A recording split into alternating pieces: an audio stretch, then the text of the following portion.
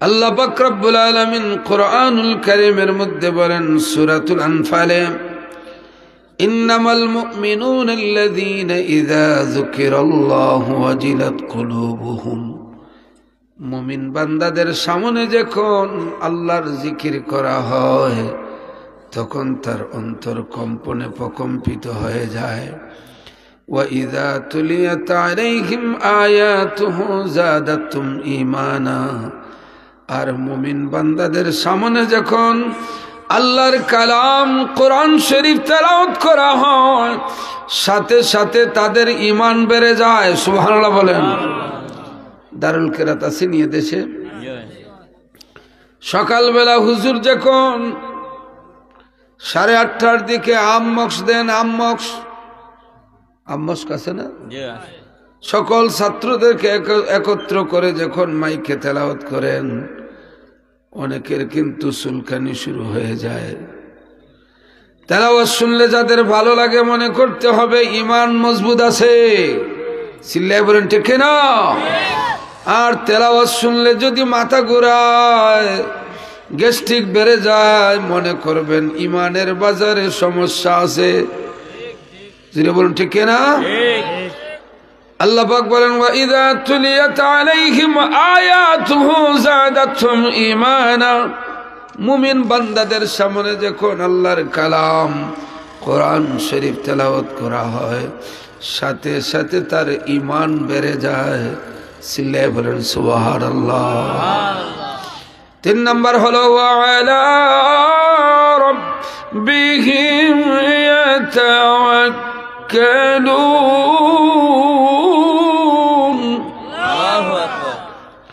মুমিন বান্দারা 24 ঘন্টা ভরসা করে কার? আল্লাহ।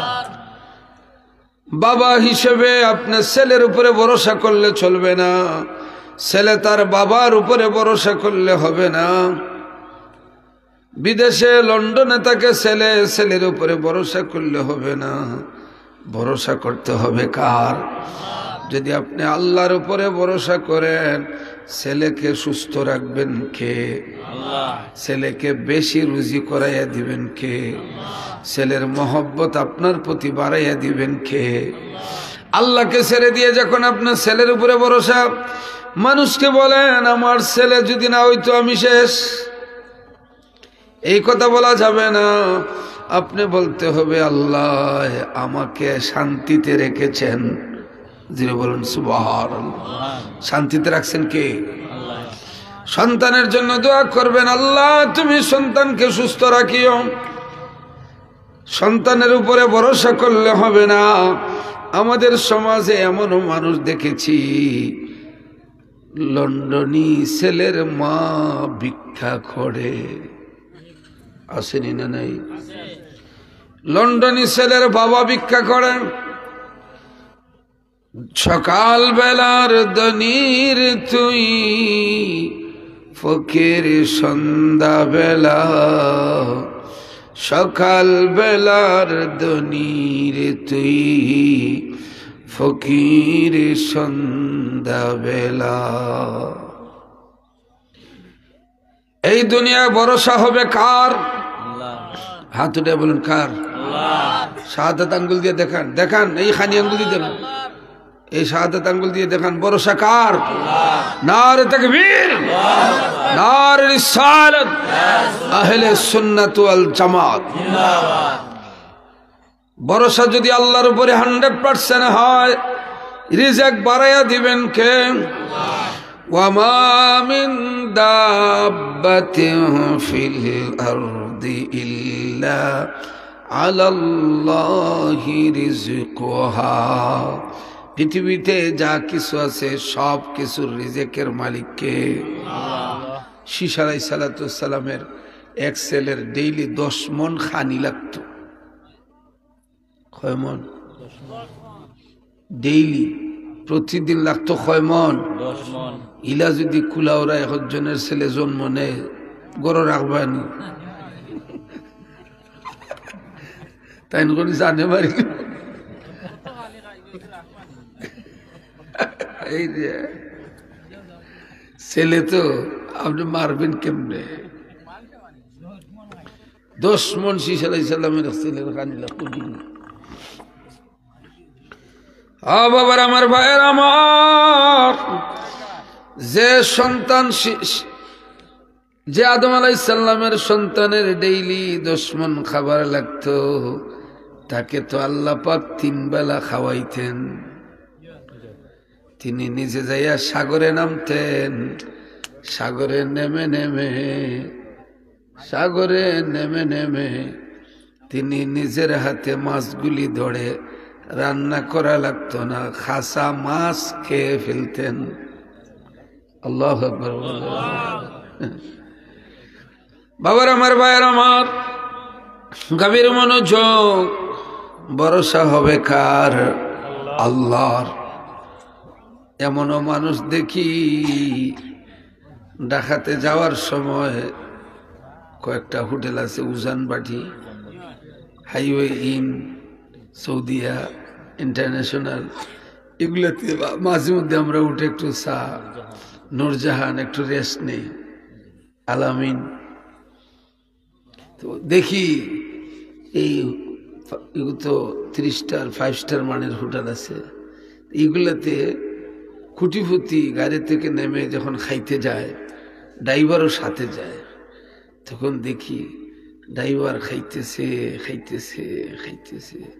কিন্তু খুঁটিফুটি ডোরাইয়া হাত দেয় না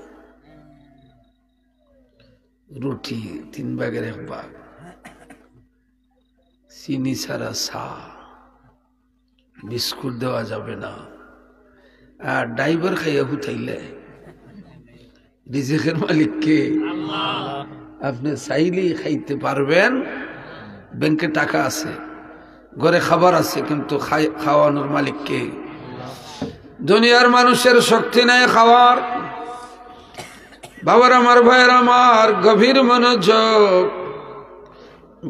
মনোযোগ সামনে প্লেটে খাবার আসার পর আপনার ক্ষমতা নেই খাওয়ার যদি আল্লাহ পাক আপনাকে না খাওয়ায় সিল্লে বলেন ঠিক কিনা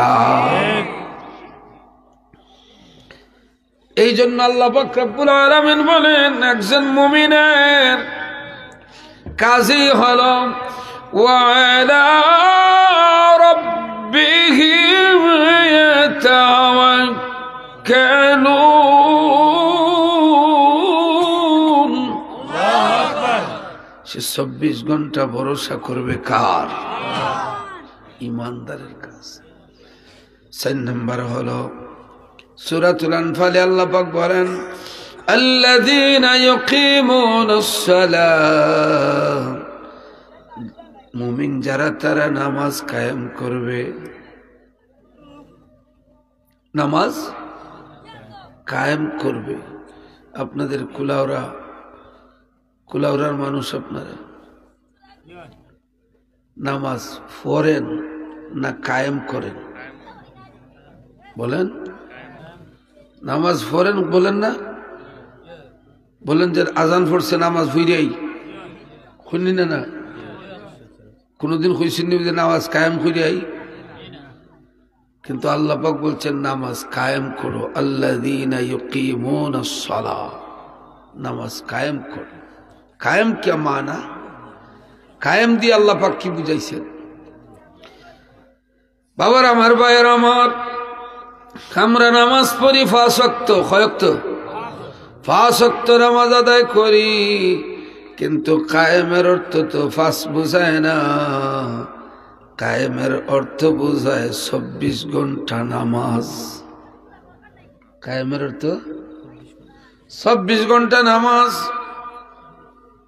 হাকিকতটা বুঝেন আমরা 5 বার নামাজ আদায় করি কিন্তু কায়েমের অর্থ হলো 24 ঘন্টা নামাজ এই জায়গায় আল্লাহ পাক কিভাবে বললেন 24 ঘন্টা নামাজ তার ব্যাখ্যা বুঝেন আপনি যদি এশার নামাজ কুলাউড়ার মানুষ আপনারা আশিকে রাসূল ভাইরা এশার নামাজ যদি আপনি জামাতের সহিত বা একা একাও যদি আদায় করে ঘুমান সারা রাত ঘুমাইলেন সময় মতো যদি আবার ফজরের নামাজ আদায় করেন সারা রাত ঘুমানোর মধ্যে আপনি নামাজি এই যে এশা পড়ছেন আর ফজর মধ্যখানের সময়টা আপনি নামাজের ভিতরে বলেন সুবহানাল্লাহ। ফজরের নামাজ আদায় করে জমিনে গেছেন, ধান রোপণ করবেন, হাল চাষ করবেন, নিড়ানি দিবেন, আগাছা পরিষ্কার করবেন, জমিনের আইল কাটবেন, ধান কাটবেন, বুনন করবেন, যতন করবেন, কর্তন করবেন, সেভ করবেন, বাড়িতে নিয়ে যাবেন।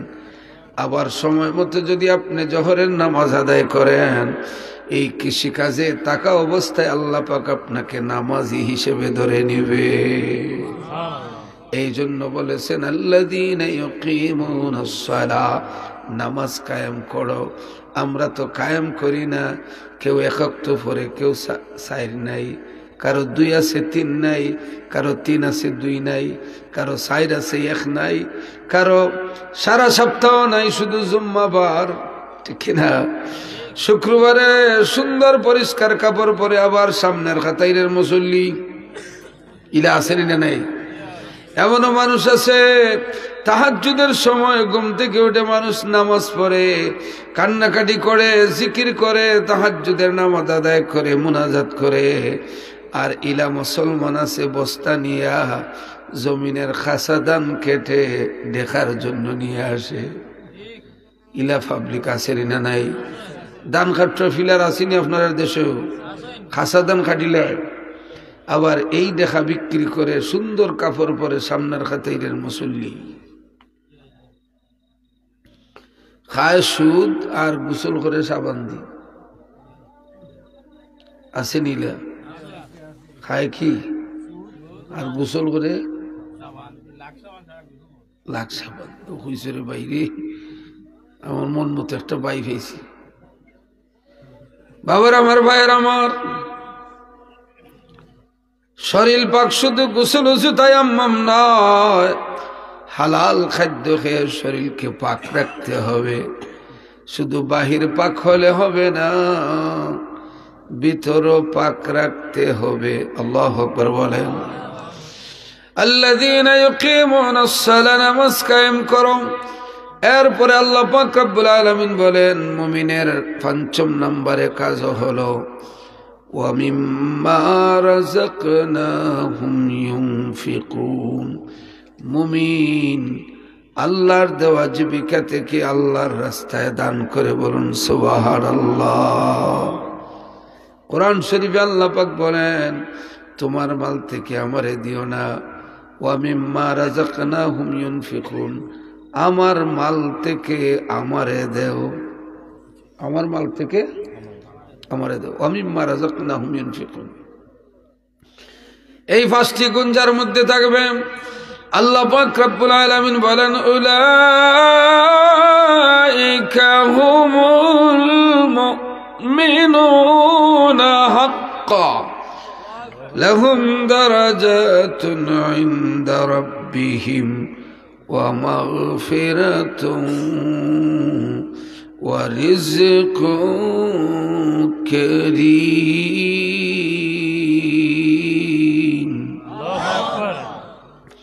এদের জন্য রয়েছে ক্ষমা এবং উত্তম রিজেকের ব্যবস্থা। তাইলে আমি বলছি মানুষ ধ্বংসের কারণ 3টা, এর মধ্যে একটা আছে কৃপণ, যে দান করে না, নিজেও খায় না, কেউরে খাইতেও দেয় না। মসজিদের ইমাম সাহেবের খাবারের জন্য যদি বলা হয় কপালটা মুচকাইয়া দেয়, মুয়াজ্জিনের খাবারের কথা বললে কপালটা মুচকাইয়া দেয়। আসেনি না নাই? মনের খুশিতে ইমামকে খাওয়ায় না, শুধু সুটকি শিরা মুলা আর মুখি সারা ইমামের জুটে না। একটু কদর নাই যে একজন মসজিদের ইমাম খাবে, তাকে একটু আলাদা করে কিছু খাওয়াই। সব না, মাঝে মধ্যে, ঠিক না? সব না, সব না, ভালো মানুষও আছে, আসেনি না নাই? মন বড়ে ইমাম সাহেবকে খাওয়ায়, কারণ রাসূল বলছেন মান আকরামা আলিমান ফাকান্নামা ৭০ নবিয়ান। একজন আলিমকে যদি কেউ সম্মান করে, সেজন্য ৭০ জন নবীকে সম্মান করলো। ৭০ জন নবীকে খাওয়াইলে যে সওয়াব পাবেন, একজন আলিমকে খাওয়াইলে সমান সওয়াব পাবেন। বাবার আমার, ভাইয়ের আমার, আমি এই জন্য বললাম কৃপণ হলে হবে না, যেখানে যা খরচ করার সেখানে খরচ করতে হবে। হ্যাঁ, কৃপণ হলে হবে না। এমনও মানুষ আছে মুছ কাটে না। আমি বললাম মুছ কাটো না কেন? 50 টাকা লাগে। হজে গেলাম, মাত্র 5 রিয়াল লাগে মাথা খামাইতে। 5 রিয়াল, এখন 10 রিয়াল হয়েছে 2012 সালে। 5 রিয়াল দিয়ে মাথা খামানি যায় হজের পরে, উমরার পরে। 5 রিয়াল টাকা খরচ করবো করি, নিজেই কুদাল লাগাই দে। কি লাগায়? কুদাল। অন্য কতখান চুলাইল, অন্য কতখান চুলাইল, অন্য চুলাইল। মাথা বালা হইতে 1 সপ্তাহ যায়। জিকাইলাই কিতা ই তুফান কেনে? 5 টাকা বাঁচাইলাম। কিফন কাকে বলে? 5 রিয়াল খরচ হইলে না 5-20-100 টাকা। ওই সময় 22 টাকা করে আছে রিয়াল। সামর্থ্য আছে বলেই তো আল্লাহ পাক হজ ফরজ করেছে। গরিবের উপরে হজ ফরজ না, ধনীর উপরে হজ ফরজ। সম্পদ আছে বলেই, সামর্থ্য আছে। দেখবেন অনেক বড় লোক মানুষ আছেন, কোটিপতি, দেখবেন টুপিটা নিম্নমানের। টুপির মধ্যে দেখবা 10 মণ ময়লা আছে না নাই? টুপিটা নিচের পকেট থেকে বার করবো নামাজের সময়, ওই টুপির বয়স মনে হয় 20 বছরের কম নাই। সব বদলায় কিন্তু টুপি বদলায় না। সব ধুইয়া পরিষ্কার করে কিন্তু টুপি ধোয় না। টুপির কদর কম আমরার দেশে, কিন্তু আল্লাহ রাসূলের সুন্নত যদি মহব্বত করে আপনি মাথায় টুপি দেন, 100 শহীদের সওয়াব পেয়ে যাবেন। বলুন সুবহানাল্লাহ। আমার রাসূল বলেছেন, মান আহাব্বা সুন্নতি ফাকাদ আহাব্বানি। যে আমার সুন্নতকে মহব্বত করলো, সে যেন আমি নবীকে মহব্বত করলো। ওয়া মান আহাব্বানি কানা মায়া ফিল জান্নাহ। আর যে আমি নবীকে ভালোবাসলো, সে আমার সাথে জান্নাতে থাকবে। আরো জোরে বলুন না সুবহানাল্লাহ। কি মনে হলে হবে না? বাবার আমার, ভাইয়ের আমার, ভালো জিনিস নবীর সুন্নতকে কদর করে কিনবেন। দেখবেন আমরার দেশে আতর, ম্যাক্সিমাম মানুষে আতর কিনে 10 টাকা 15 টাকা। 15 টাকার উপরে আতর নেই, আসেনি না নেই? কিন্তু এই কুলাউড়ার আতর মক্কা শরীফে লক্ষ লক্ষ টাকা বিক্রি হয়। এই কুলাউড়ার আতর এশিয়া মহাদেশের মধ্যে সবচেয়ে দামি আতর। এই কুলাউড়া থেকে কাঁচামাল যায়, গাছের ভিতরে যে খালা খালা এটা আছে না আপনারা, ওইটা আগর গাছ, ওইটা দিয়ে দামি আতর তৈরি হয়। আপনি জুমাবারের জন্য, ঈদের জন্য, নামাজের জন্য, শবে বরাতের জন্য, শবে কদরের জন্য, জুমার জন্য, একটা বিবাহের অনুষ্ঠানে যাবেন, আখতের অনুষ্ঠানে যাবেন, যে কোনো প্রোগ্রামে যাবেন, একটু আতর লাগাইয়া যাবেন। ওই আতরটা যেন একটু দামি হয়, ভালো আতর হয়। কারণ সেন্ট ব্যবহার করা হারাম, সেন্ট ব্যবহার করা হারাম। একটু আতর ব্যবহার করেন। আমার রাসূল হাতের তালুতে তেল যেভাবে মানুষে হাতের তালুতে নেয়, এইভাবে রাসূল হাতের তালু গড়ে আতর নিয়ে মাথায় এবং দাড়িতে শরীরে লাগাইয়া দিতেন। বলেন সুবহানাল্লাহ। রাসূল এমনিতেই রাসূলের শরীর থেকে মেস কাম্বরের ঘ্রাণ বাহির হইত। এরপরে রাসূল সবচেয়ে বেশি আতর ব্যবহার করতেন। রুচিশীলতা ইসলামের মধ্যে আছে। এই জন্য কৃপণ মানুষ আল্লাহর দুশ্মন। কৃপণ মানুষ নিজের ক্ষতি করে, সমাজের ক্ষতি করে, পরিবারের ক্ষতি করে। কৃপণ মানুষ আল্লাহর পছন্দের না। যেখানে যা প্রয়োজন তা খরচ করতে হবে, ঠিক কিনা? সামর্থ্য আছে, ডাক্তার দেখানো কিন্তু নাজায়েজ না। ডাক্তার দেখানো সুন্নত, ডাক্তার দেখানো সুন্নত। অসুস্থ হবেন আপনি, ডাক্তার দেখাবেন। মানুষ রোগ নিয়ে খাসতে খাসতে ফুইরা তাকে ডাক্তার দেখায় না। শিখাইলে কি ব্যাপার? যে বড় ভিজিট বেটার, নাউজুবিল্লাহ মিন যালিক। আপনাকে আল্লাহ পাক রোগ দিছে, সুস্থ করে দিবেন কে? কিন্তু উসিলা লওয়া কি নাজায়েজ? উসিলা লওয়া নাজায়েজ না, জায়েজ। ইয়াকুব আলাইহিস সালাতু ওয়াস সালাম নবী ইউসুফ আলাইহিস সালামকে কুফের মধ্যে ফেলে দিল। ভাইয়েরা এসে বলল বাঘে খাইলিছে। ইয়াকুব নবী বললেন, এত ভদ্র বাঘ এখনো কি সমাজে আছে রে? কাফরের একটা কোনাও ছিঁড়া নাই, আমার ছেলেকে কেমনে খাইল? কুফে ফালাইছে না বাঘে খাইছে? কুফে ফালাইছে, কুয়ার মধ্যে ফেলে দিছে, আইয়া কই বাঘে খাইছে। আও বাবার আমার, ভাইয়ের আমার, ইউসুফ আলাইহিস সালাতু ওয়াস সালামের ভাইয়ের সাথে যখন পরিচয় হয়ে গেল, অনেক লম্বা ইতিহাস। ইয়াকুব নবী বললেন, যাও যাও, মিশরে শুনেছি রিলিফ দেয়, ত্রাণ দেয়, দুর্ভিক্ষের কারণে পেটের খিদায় তোমরা ছটপট করো, যাও মিশরের বাদশার কাছে যাই একটু সাহায্য চাও। ভাইয়েরা সবাই গেলেন, যাইয়া ইউসুফ নবীর সামনে গেলেন। ইউসুফ নবী তাদেরকে চিনতে ভুল করলেন না, কিন্তু ভাই কেউ ইউসুফ নবীকে চিনতে পারল না, কারণ 8 বছর বয়সে কুফে ফেলে দিয়েছিল, আর 40 বছরে দেখা। 8 বছরে কুফে, আর দেখা হয়েছে কত? 40 বছরে দেখা, চিনতে পারে নাই। ইউসুফ নবী নিজের পরিচয় দিলেন না, গোপন রেখে বললেন, তোমরা খাওয়া দাওয়া করো, ত্রাণ নিয়ে যাও। পেট ভরে খাওয়াইলেন, বস্তা ভরে ত্রাণ রিলিফ দিলেন। যাওয়ার সময় বললেন, আগামীতে আবার আসিও। আবার তারা চলে আসলেন, আসার পরে খাওয়াইলেন, রিলিফ দিলেন। বাবার আমার, ভাইয়ের আমার, এবার মুখ খুললেন, বললেন, তোমাদের আব্বা কি করেন? তোমাদের আব্বা কি করেন? বড় ভাই ইয়াহুদা বলল, বাদশাহ, আমরার ছোট একটা ভাই ছিল, তার নাম ছিল ইউসুফ, তাকে বাঘে খেয়ে ফেলছিল।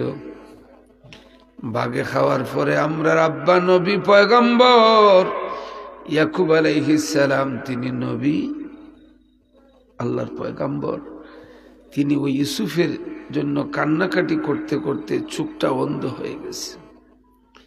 বলতেছে কার কাছে? ইউসুফ আলাইহিস সালামের কাছে, ওর বাঘে খেয়ে দিছে। অথচ উনি কিন্তু চিনছেন, এরা সবে মিললে আমার কুয়ার মধ্যে ফেলাইছে। বাবা বেশি আদর করেন বলে।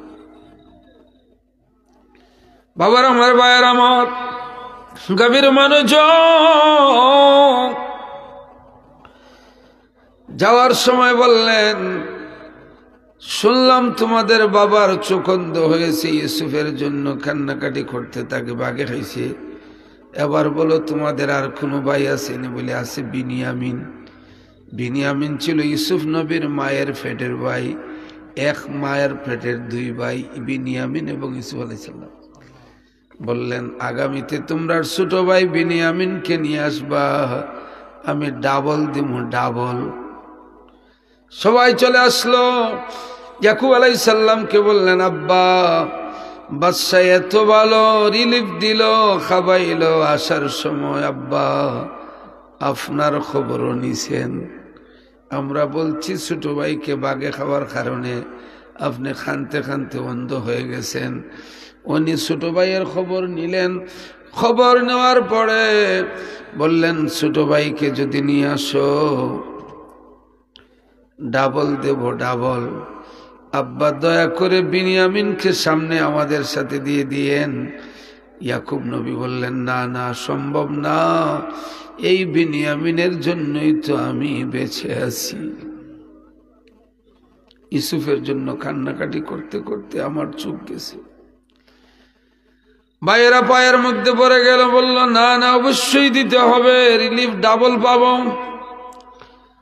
ইয়াকুব নবী রাজি হয়ে গেলেন, বিনিয়ামিনকে নিয়ে চলে গেলেন।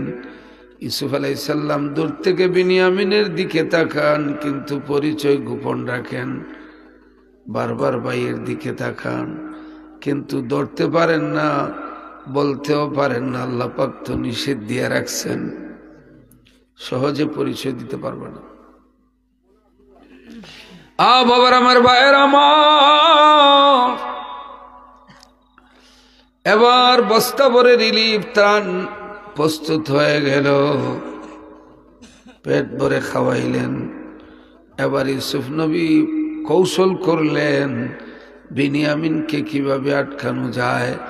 বিনিয়ামিনের ত্রাণের বস্তার মধ্যে যে বাটি দিয়ে বিতরণ করছেন, নাফের বাটি, ওই বাটিটা বিনিয়ামিনের থলের ভিতরে ঢুকাই দিয়েছেন। সব রেডি, বিদায় বিদায় বিদায়। যাওয়ার আগ মুহূর্তে বললেন, আমার বাটি কোথায়, বাটি কোথায়, বাটি কোথায়? বাটি খুঁজতে খুঁজতে কোথাও নাই। বললেন, ব্যাগগুলি খুলতে থাকো। একটা একটা করে খোলা হলো, বিনিয়ামিনের বস্তার মধ্যে পাওয়া গেল।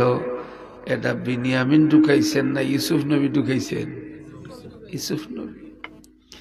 ইউসুফ আলাইহিস সালাম বললেন, এই দেখো তোমাদের ভাইয়ের প্যাকেটের মধ্যে পাওয়া গেছে, বস্তার মধ্যে পাওয়া গেছে। তোমাদের ভাই বাটি সুর। কি সুর?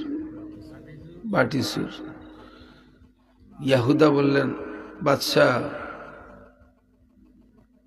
আমরা সুরের বংশ না, আমরা নবীর বংশের মানুষ, আমরা চুরি করা আমাদের ভাইদের অভ্যাস নাই। আপনি দয়া করে এই কথাটা বললেন না। বলে, না না, নিষেধ দিয়ে লাভ নাই, বাটি তো তার বস্তায় পাওয়া গেছে, অতএব সুর সাব্যস্ত হওয়ার জন্য তাকে বন্দি করতে হবে, আর তাকে দেওয়া যাবে না। সবাই কান্না শুরু করলো। না না, ইউসুফের চিন্তায় বাবার চোখ গেছে, বাগে খাইলিছে। বিনিয়ামিনকে কিভাবে দিয়ে যায়? যদি বিনিয়ামিনকে দিয়ে যায়, বাবাকে আর ঠিকানো যাবে না। এবার ফিরাফিরি শুরু করলো। বাদশাহ বললেন, আজকে থাকো, আগামীকাল দেখা যাবে। তারা রইলেন। আবার বললেন, রাত্রি যাপন, রাতের বেলা সব এক রুমে থাকতে পারবো না। তোমাদের জন্য আইন হলো, সিদ্ধান্ত হলো, জোড়ায় জোড়ায় ঘরে থাকবা, একসাথে থাকতে পারবো না। এবার জোড়ায় জোড়ায় ভাইদেরকে ঘরে ঘরে পাঠাইয়া দিলেন। এবার বিনিয়ামিন একা রয়ে গেলেন। বিনিয়ামিন একা। বললেন, ছোট বাচ্চা বুঝে নাই, বাটিটা ঢুকাইয়া ফেলতে পারে, তাই তাকে এখনো তো সুর বলি না, সন্দেহ করছি, দেখা যাক কি হয়। তবে রাত্রিটা আমার কাছে দিয়ে দাও। হ্যাঁ, ভাইয়ের জন্য ভাইয়ের কত মায়া রে, ভাইয়ের জন্য ভাইয়ের কত মায়া। এই মায়ার ভাইকে মানুষ কেমনে ভুলে যায়। মজার মজার তরকারি খায়, ভাইয়ের ঘরে একটু তরকারি দেয় না। ভাই যদি কুটিপুতি হয়, ভাইয়ের সাথে মহব্বত করবেন। ভাইয়ে ভাইয়ে ঝগড়া লাগবে স্বাভাবিক, তাই বলে সারা জীবন ভাইয়ের সাথে ঝগড়া লেগে থাকবে না, হারাম। এক গুরু স্ত্রী আছে, শুধু গীত লাগায় রাখে, চায় না ভাইয়ে ভাইয়ে মিলে থাকুক। এই স্ত্রীদের কপালে দুর্গতি আছে। আর যে স্ত্রীরা ভাইয়ে ভাইয়ে মিল রাখার জন্য চেষ্টা করে, ওই স্ত্রীর স্বামী বেশি দিন বাঁচে। আর যে স্ত্রী ভাইয়ে ভাইয়ে ঝগড়া লাগায় রাখে, অল্প দিনে স্বামী মারা যায়। মানুষের বুদ্ধ আছে না নাই? বাবার আমার, ভাইয়ের আমার, গভীর মনোযোগ। আল্লাহ পাক রব্বুল আলামিন কোন কোন মানুষের মুনাজাতে হায়াত বেড়ে যায়। একটু গরম পানি, শুধু গরম পানি। মানুষের মুনাজাতে হায়াত বাড়ে। ভাইয়ের দোয়া, বোনের দোয়া, মা বাবার দোয়া, চাচার দোয়া, মামার দোয়া, খালার দোয়া, ফুফুর দোয়ায় মানুষের হায়াত বাড়ে। হাদিস শরীফে আছে, যদি এরা বদুয়া দেয়, অল্প বয়সে মানুষ মারা যায়। হায়াত আল্লাহ পাক বাড়ায় দেয়। বাবার আমার, ভাইয়ের আমার, কি আপনাদের কষ্ট হইতেছে? এবার ঘরের ভিতরে নিয়ে গেলেন বিনিয়ামিনকে। ইউসুফ আলাইহিস সালাম ঘরের ভিতরে নিয়ে যাওয়ার পর বিনিয়ামিন বললেন, বাদশাহ একটা মনের কথা বলবো, আপনি শুনবেননি? ইউসুফ আলাইহিস সালাম বললেন, কি কথা? বিনিয়ামিন বললেন, বাদশাহ আপনার চেহারার দিকে তাকাইলে বড় সিনা সিনা লাগে। কি কি লাগে? সিনা সিনা লাগে। দেখেন ভাই কাকে বলে। ইউসুফ আলাইহিস সালাম বলেন, একটু বন্ধ হও। সিনবাই পড়ে সূর্য করছো মিয়া, একটু পরে শরীরের কাপড় খুলছেন। এবার দৌড়াইয়া কাছে আসছেন, বাদশাহ আপনার ডান হাতটা আমার কাছে দেন। ডান হাত দিছেন। ছোটবেলায় একসাথে চলাফেরা করতেন, আঘাত পেয়ে এখানে একটা কালো দাগ ছিল। এই কালো দাগটা দেখে বিনিয়ামিন বললেন, ঠিক এই জায়গায় এইভাবেই কালো দাগ ছিল আমার ভাই ইউসুফের। তারা বলছে বাগে খাইছে, আপনি সত্য করে বলেন আপনি কে? এবার আর সহ্য করতে পারলেন না, বুকের মধ্যে জড়াইয়া ধরে বললেন, আনা ইউসুফ, আমি ইউসুফ, ওয়াহাদা আখি, আর তুমি হচ্ছ আমার ভাই। জিরে বলুন না সুবহানাল্লাহ, আরো জিরে বলুন না সুবহানাল্লাহ। এই দরজার ইতিহাসটা আল্লাহ পাক কোরআনের ভিতরে ঢুকাইছেন। ইউসুফ নবীর দরজার কথা যদি কেউ শুনে সব আসেনি না নাই? আল্লাহ পাক রব্বুল আলামিন বলেন, ইন্নাল্লাহা মা'আস সাবিরিন, নিশ্চয় আল্লাহ পাক সবরকারীর সাথে থাকেন। সিল্লা বলেন সুবহানাল্লাহ। অগমায়ার নবী গো প্রেম শিকায়া খোতায় লুকাইলা। আমার সাথে গাইতে পারবেন আপনারা? সবাই গান। অগমায়ার নবী গো প্রেম শিকায়া খোতায় লুকাইলা। অগমায়ার নবী গো প্রেম শিকায়া খোতায় লুকাইলা। আমরা কেমনে যাব মদিনাতে নবী, কেমনে যাব মদিনাতে, স্বপ্নে সে বলো না প্রেম শিকায়া খোতায় লুকাইলা।